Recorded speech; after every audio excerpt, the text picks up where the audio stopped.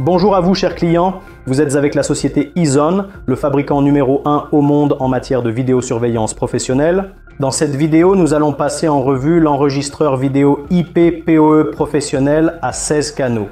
Le modèle Ezon NVR16 PoE. Installé jusqu'à 2 disques avec connecteur SATA 2, SATA 3, 3,5 pouces, spécialisé pour les systèmes de vidéosurveillance. Il est nécessaire de l'installer. Regardons l'enregistreur vidéo. De l'extérieur, nous voyons ici 3 voyants lumineux. Voyant d'indication du cloud de travail, voyant d'indication du disque dur, voyant d'indication d'Internet, voyant d'indication d'alimentation. À l'arrière de l'appareil, nous voyons clairement 16 ports PoE, bien disposés et accessibles. Ici, nous avons des connecteurs pour l'entrée et la sortie du microphone analogique. Si vous avez déjà un système en place avec un microphone analogique, vous pouvez le connecter si vous le souhaitez. Mais l'enregistreur vidéo prend en charge les caméras avec microphone intégré et les caméras avec entrée pour microphone. L'enregistrement audio sera meilleur. C'est pourquoi choisir cette option moderne.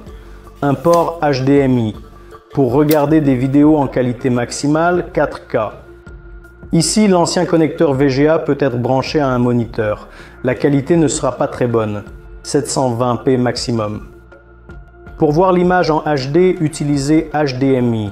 Les connecteurs d'alarme sont standards. Le port réseau. Connectez l'enregistreur vidéo à Internet ou au réseau. Un autre port USB.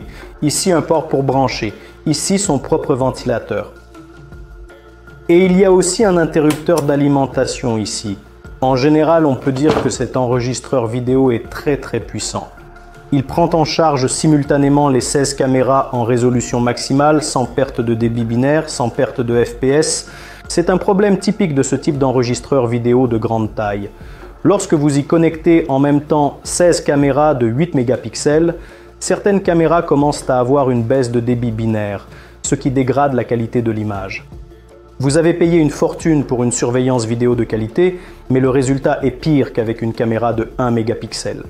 Ici, il n'y a pas de tel problème. C'est un enregistreur vidéo très puissant. Il prend en charge toutes les caméras. Les 16, on peut y connecter jusqu'à 12 mégapixels et il affichera les 16 caméras en résolution maximale avec le FPS maximal, autant que prévu dans la caméra elle-même, et avec le débit binaire maximal. Laissez-moi vous parler de la gamme d'enregistreurs vidéo NVR16P. Il y a l'enregistreur le plus basique, l'Ezon NVR16. C'est le modèle le plus économique. L'enregistreur est fourni sans PoE. Nous avons déjà fait des revues de cet enregistreur, vous pouvez aller les voir. Ensuite, il y a l'enregistreur Ezon NVR16 PoE, le modèle Lite et le modèle standard NVR16 PoE. Ici, la prise en charge des caméras va jusqu'à 16 unités, tandis que dans le modèle standard Ezon NVR16 PoE, on peut connecter jusqu'à 32 caméras. Maintenant, regardons le menu de gestion de l'enregistreur vidéo. Ici, le système nous propose de choisir une langue. Toutes les langues populaires sont prises en charge. Nous laisserons l'anglais par défaut. Le système propose d'entrer un mot de passe. Le mot de passe est 1, 2, 3, 4, 5. Cliquez Connexion. Ici, il est nécessaire de vérifier si votre heure actuelle correspond aux paramètres. Cliquez sur Suivant. Ce sont les paramètres réseau de l'enregistreur vidéo.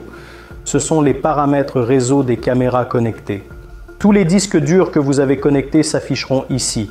Le système nous propose de changer le mot de passe et de définir des questions de sécurité. Nous cliquons sur Quitter et accédons au menu principal. Toutes nos caméras y sont affichées. Nous pointons la souris et une fenêtre contextuelle apparaît. Ici, en ce lieu, vous pouvez mettre en marche le contrôle des rotations et du zoom si vous avez connecté une caméra avec ces options.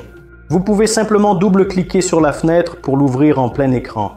Double-cliquez à nouveau pour revenir. Cliquez avec le bouton droit. Vous pouvez choisir différents affichages des caméras selon le nombre dont vous avez besoin. Et nous appuyons ici pour accéder au menu principal. Il y a beaucoup de fonctions et de réglages différents. Je vais vous montrer les principales fonctionnalités que vous utiliserez peut-être. Voici donc notre fenêtre d'affichage standard. Voici la fenêtre de lecture. Appuyez ici pour transférer les informations sur une clé USB. Voici les paramètres. Voici les informations générales sur le système et par exemple ici, vous pouvez théoriquement mettre à niveau votre enregistreur vidéo. Dans le coin supérieur droit, vous pouvez éteindre l'enregistreur vidéo ou le redémarrer.